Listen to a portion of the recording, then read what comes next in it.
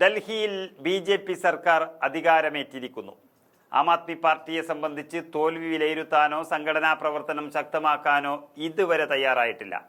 തൊട്ടടുത്ത സംസ്ഥാനമായ പഞ്ചാബിലെ എ.പി. സർക്കാരിലെ അഭിപ്രായ ഭിന്നതകൾ പരിഹരിക്കുന്നതിനാണ് എ.പി. നേതാക്കൾ ഇപ്പോൾ ശ്രദ്ധ കൊടുക്കുന്നത്. ഡൽഹിയിൽ നിന്ന് എ.പി. നേതാക്കൾ കൂട്ടത്തോടെ പഞ്ചാബിലേക്ക് ചുവടുമാറ്റി ചവിട്ടാനുള്ളൊരു നീക്കവും നടക്കുന്നു. അഴിമതിക്കെതിരായ പോരാട്ടം തുടങ്ങി ഹാട്രിക് വിജയത്തിൽ നിന്ന കോൺഗ്രസ് സർക്കാരിനെ വീഴ്ത്തി ഹാട്രിക് ഭരണത്തിനൊടുവിൽ ആം ആദ്മി പാർട്ടി ഡൽഹിയിൽ നിലംപരിശായി കഴിഞ്ഞു എന്ന് ചുരുക്കി പറയാം. 5 വർഷം പ്രതിപക്ഷത്തിരുന്ന് ബി.ജെ.പി. സർക്കാരിനെ സമ്മർദ്ദത്തിലാക്കാനുള്ള നീക്കമൊന്നും നടത്താൻ കെജ്രിവാൾ തയ്യാറാകുന്നുമില്ല. മറിച്ച് രാജ്യസഭയിലേക്ക് കടക്കാനുള്ള നീക്കമാണിപ്പോൾ കെജ്രിവാൾ നടത്തുന്നത്. ആം ആദ്മി പാർട്ടിയുടെ രാജ്യസഭാ MP സഞ്ജീവ് അറോറയെ നിയമസഭാ ഉപതെരഞ്ഞെടുപ്പിൽ സ്ഥാനാർത്ഥിയായി പ്രഖ്യാപിച്ചതോടെയാണ് അങ്ങനെയുള്ളൊരു അഭ്യൂഹങ്ങൾ ഉയർന്നിരിക്കുന്നത്.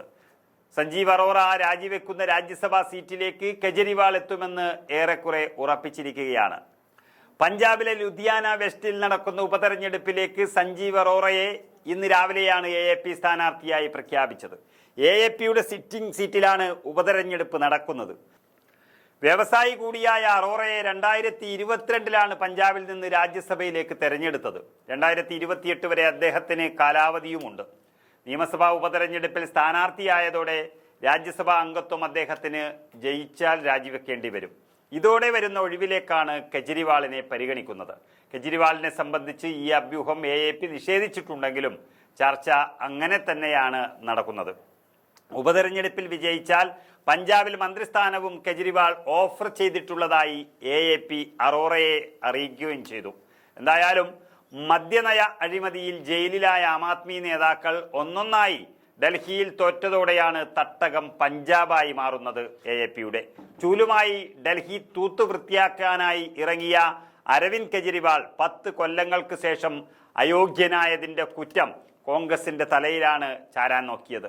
കോൺഗ്രസിന്റെ 15 കൊല്ലത്തെ ഭരണം അവസാനിപ്പിച്ചാണ് അവിടെ Aam Aadmi party vote bank ചോർത്തി വിജയിച്ചത്.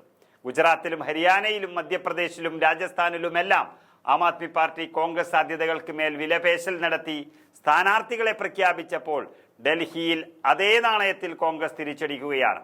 ഇന്ത്യ മുന്നണി നേതാക്കൾ എ.പി.യും കോൺഗ്രസും ഒന്നിച്ചു നിന്നിരുന്നുവെങ്കിൽ എന്ന് ആവർത്തിച്ച് ശാസിക്കുമ്പോൾ മുന്നണിയിൽ ഇനിയൊരു വാക്പോര് കാലമാണ് ബാക്കിയാവുന്നത്. അതിനിടയിലാണ് കെജ്രിവാൾ പാർട്ടിയെ ശക്തിപ്പെടുത്തുന്നതിന് പകരം പാർലമെന്ററി രാഷ്ട്രീയത്തിൽ തന്നെ ഉറച്ചു നിൽക്കുന്നതിന് കെജ്രിവാൾ ശ്രമിക്കുന്നത്.